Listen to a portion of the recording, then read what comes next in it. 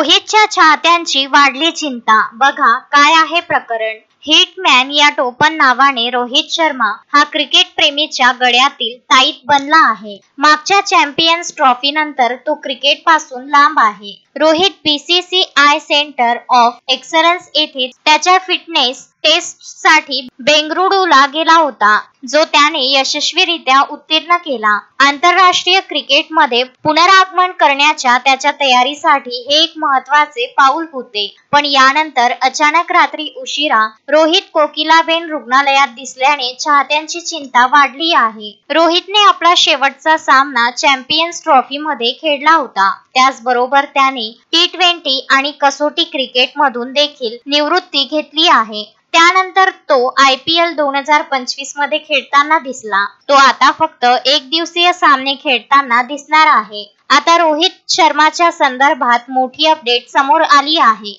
8 September रोजी उशिरा भारतीय कर्णधार रोहित शर्मा अचानक रुग्णालयामध्ये मध्यरात्री दिसल्यामुळे सर्वांनाच धक्का बसला आहे। त्याचा व्हिडिओ सोशल मीडियावर व्हायरल होत आहे। व्हायरल झालेल्या व्हिडिओ नंतर आता रोहित शर्माच्या चाहत्यांची चिंता वाढली आहे। अनेकांना प्रश्न पडला की सर्व काही ठीक आहे का? त्याच्या आगमनाचे कारण जाहीरपणे जाहीर केले गेले नसले तरी क्रिकेट प्रेमींनी लगेचच पाठिंबा आणि शुभेच्छा व्यक्त केल्या। वृत्ताच्या माहितीनुसार सांगितले जात आहे की रोहित शर्मा हा मध्यरात्री मुंबईमधील कोकिलाबेन हॉस्पिटलमध्ये पाहायला मिळाला। हा व्हिडिओ व्हायरल झाला आहे। रोहित शर्माचे चाहते त्याच्या क्रिकेट मैदानात परतण्याची आतुरतेने वाट पाहत आहे। कसोटी आणि T20 फॉर्मॅट मधून निवृत्त झालेला हिटमॅन आता फक्त एक दिवसीय सामन्यांमध्ये सक्रिय आहे। IPL 2025 नंतर चाहते त्याला मैदानावर खेळताना पाहण्यासाठी उत्सुक आहेत। ऑगस्ट मध्ये बांगलादेशाविरुद्ध 3 सामन्यांची एक दिवसीय मालिका होणार होती, जी पुढील वर्षी पुन्हा आयोजित करण्यात आली आहे।